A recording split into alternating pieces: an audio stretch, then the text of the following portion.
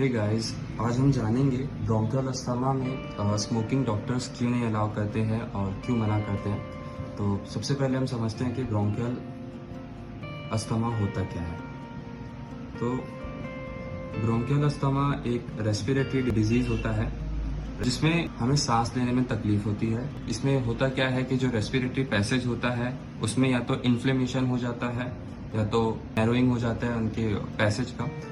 अब इन्फ्लेमेशन होता क्या है, अगर हम इसको जी लैंग्वेज में समझे तो हम कह सकते हैं कि जो उनकी वॉल हो जाती है वो थिक हो जाती है। जिससे होता क्या है, सांस लेने में तकलीफ होती है, आदमी गहरी सांस नहीं ले पाता है और अगर सांस लेता है तो उसमें आवाज़ आती है। तो ब्रोंकियल अस्थमा को ट्रीट करने के लिए हम बहुत सारी मेडिसिन देते हैं डॉक्टर, जिसमें से एक मोस्ट कॉमनली यूज जो ड्रग होता है वो थियोफाइलिन होता है। थियोफाइलिन होता है।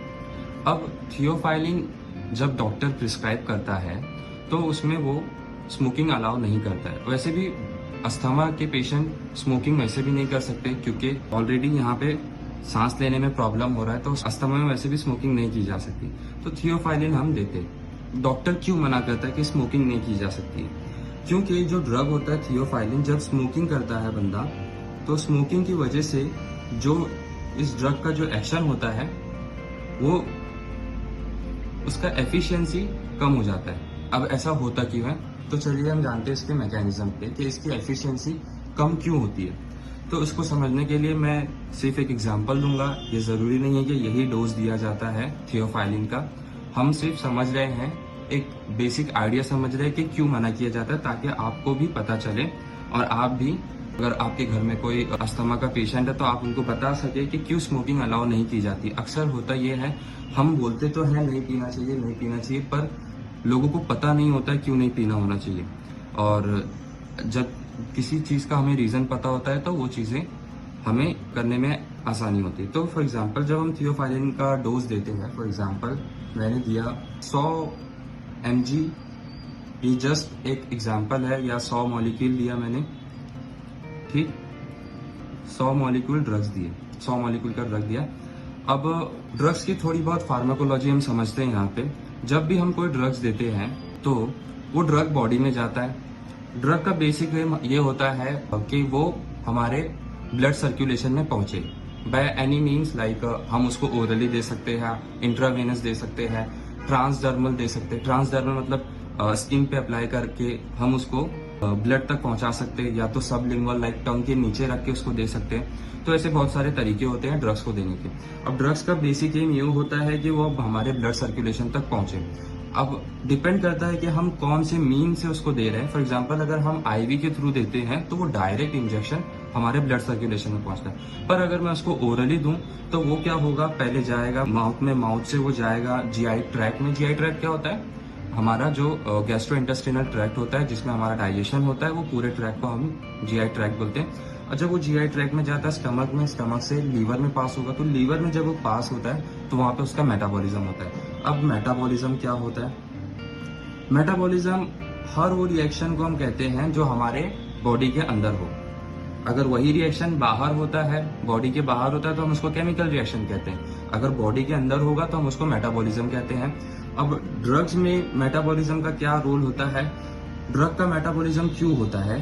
ड्रग का मेटाबॉलिज्म इसलिए होता है, दो एम होता है। अगर ड्रग हम एक्टिव दे रहे हैं तो वो ड्रग्स को मेटाबॉलिज्म के बाद इनएक्टिव कर देगा बॉडी, और अगर हम इनएक्टिव दे रहे हैं तो वो उसको एक्टिव कर देगा। तो जो थियोफाइलिन होता है वो एक एक्टिव ड्रग होता है, तो जब वो लीवर में जाता है तो उसका मेटाबॉलिज्म होगा। अब ऑब्वियस सी बात है, अगर उसका मेटाबॉलिज्म होता है तो वो एक्टिव था और वो कन्वर्ट होने के बाद क्या हो गया, इनएक्टिव।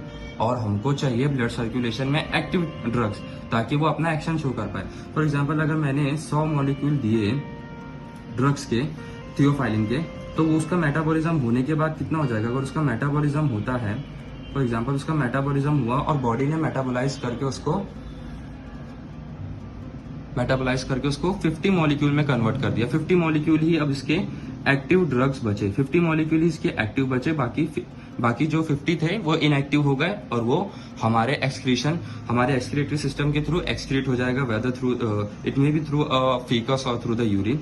अब देखो, हमको पता है केमिकल रिएक्शंस जब भी होते हैं तो हम उसमें कैटलिस्ट डालते हैं। इसी तरीके से जब भी बॉडी के अंदर कोई केमिकल रिएक्शन होता है जिसको हम मेटाबॉलिज्म कहते हैं, ऐसे जब भी मेटाबॉलिज्म होता है तो हमको एक बेसिक चीज की नीड होती है जिसको हम कहते हैं एंजाइम। ये आप सभी जानते होंगे कि एंजाइम क्या है। इसको हम बायो कैटलिस्ट कहते हैं। नाम से समझ में आ रहा, बायो मीन्स लिविंग ऑर्गेनिज्म में पाया जाता है और कैटलिस्ट मीन्स आप जानते ही हैं कि कैटलिस्ट रिएक्शन को फास्ट करने में हेल्प करता है। कैटलिस्ट कभी भी रिएक्शन में कंज्यूम नहीं होता। तो जो एंजाइम होता है, यहाँ पे जो एंजाइम यूज होता है उसको हम कहते हैं माइक्रोसोमल एंजाइम। अब ये माइक्रोसोमल एंजाइम क्या होता है?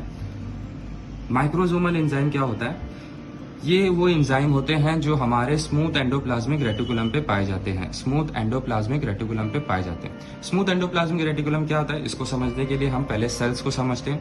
तो जो सेल होते हैं उसमें बहुत सारे सेल ऑर्गेनल्स होते हैं, लाइक न्यूक्लियस होता है, उसके अंदर एंडोप्लाज्मिक रेटिकुलम होता है, गोल्गी बॉडीज होती है, माइटोकॉन्ड्रिया होता है, साइटोस्केलेटन होते हैं। तो हमारा जो काम है का चीज यहाँ पे जो है वो स्मूथ एंडोप्लाज्मिक रेटिकुलम है। स्मूथ एंडोप्लाज्मिक रेटिकुलम होता है, इसमें ये माइक्रोसोमल एंजाइम मिलते हैं। हम डिटेल्स में ज्यादा नहीं जाएंगे स्मूथ एंडोप्लाज्मिक रेटिकुलम के, हम जस्ट जानेंगे कि माइक्रोसोमल एंजाइम कहाँ मिलता है स्मूथ एंडोप्लाज्मिक रेटिकुलम में। और जो माइक्रोसोमल एंजाइम होता है ये ही एंजाइम है जो मेटाबॉलिज्म को फास्ट करने में हेल्प करता है। अब माइक्रोसोमल एंजाइम है, इसको हम या तो इसकी एक्टिविटी बढ़ा सकते हैं या तो इसकी एक्टिविटी घटा सकते हैं। अगर हम माइक्रोसोमल एंजाइम की कॉन्सेंट्रेशन किसी ड्रग्स के थ्रू या किसी चीज के थ्रू हम बढ़ाते हैं तो उसको हम कहते हैं क्या? इंड्यूसर कहते हैं। और अगर हम माइक्रोसोमल एंजाइम की कॉन्सेंट्रेशन या उसकी क्वांटिटी घटानी है हमको तो हम इनहिबिटर देते हैं। ओके, अब इनहिबिटर देते हैं तो होता क्या है, जब 100 मॉलिक्यूल 50 मॉलिक्यूल में कन्वर्ट हुआ तो मान लेते हैं यहाँ पे 50 माइक्रोसोमल एंजाइम था, तभी तो उसने 100 मॉलिक्यूल के यहाँ पे 100 मॉलिक्यूल यहाँ पे थे और ये 50 माइक्रोसोमल एंजाइम गए उनका और 50 मॉलिक्यूल का उनको मेटाबोलाइज किया और उनको इनएक्टिव कर दिया, बचे 50 मॉलिक्यूल जो कि एक्टिव थे।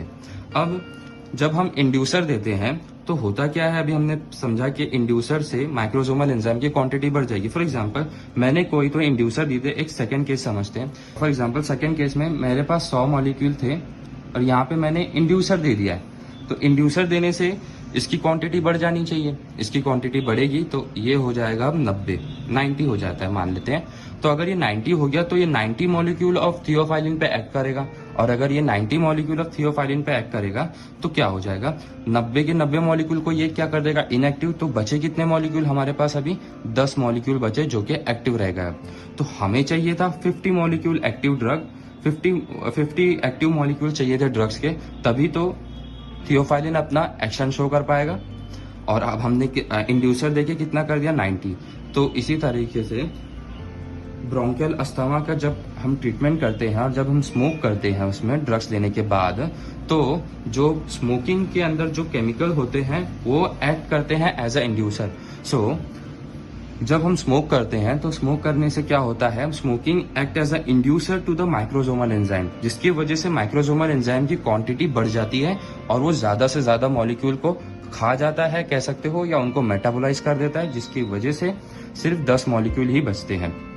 तो इसीलिए कहते हैं कि जब भी हम ब्रोंकियल अस्थमा का ट्रीटमेंट करते हैं, थियोफाइलिन जब भी हम देते हैं तो हम स्मोकिंग इसलिए मना करते हैं क्योंकि जब 100 मॉलिक्यूल हमने थियोफाइलिन का दिया था और जब स्मोक करते हैं तो इसकी क्वांटिटी बढ़ जाती है और इसकी क्वांटिटी बढ़ने से जो एक्टिव मॉलिक्यूल थे ड्रग्स के वो कम हो जाते हैं। अब स्मोकिंग में आप सोच रहे होंगे, मोस्ट कॉमन टर्म है स्मोकिंग में निकोटीन ज्यादा होता है, इस वजह से होता होगा। निकोटीन होता है लेकिन इस केस में nicotine do not act as a inducer. यहाँ पे PAH act as a inducer जो कि केमिकल होता है, ये मिलता है स्मोकिंग सिगरेट में। PAH का फुल फॉर्म क्या होता है, पॉलीसाइक्लिक एरोमेटिक हाइड्रोकार्बन। तो यही कारण है कि हम सिगरेट मना करते हैं, स्मोकिंग मना करते हैं जब भी कोई ब्रोंकियल अस्थमा का पेशेंट को हम ट्रीट करते हैं। जब भी हम थियोफाइलिन देते हैं तो हम स्मोकिंग को मना करते हैं, हम पेशेंट को कहते हैं कि स्मोक ना करें, क्योंकि स्मोकिंग में एक केमिकल होता है जिसको कहते हैं पॉलीसाइक्लिक एरोमेटिक हाइड्रोकार्बन, ये चीज़ें होती हैं जो हमें समझनी चाहिए और यही कारण होता है कि हम ब्रोंकियल अस्थमा के पेशेंट को स्मोकिंग अलाउ नहीं करते हैं। तो ब्रोंकियल अस्थमा एक कंडीशन होती है जिसमें पर्सन को ब्रीथ करने में डिफ़िकल्टी होती है इन्फ्लेमेशन के कारण। तो उसके ट्रीटमेंट के लिए हम थियोफाइलिन जैसे ड्रग्स को देते हैं। ज़रूरी नहीं सिर्फ थियोफाइलिन ही मार्केट में एक ड्रग है, बहुत सारे ड्रग होते हैं। लेकिन मैं यहाँ पे ये समझाना चाहता हूँ कि ब्रोंकियल अस्थमा के पेशेंट्स को हम स्मोकिंग के लिए मना क्यों करते हैं। Thank you.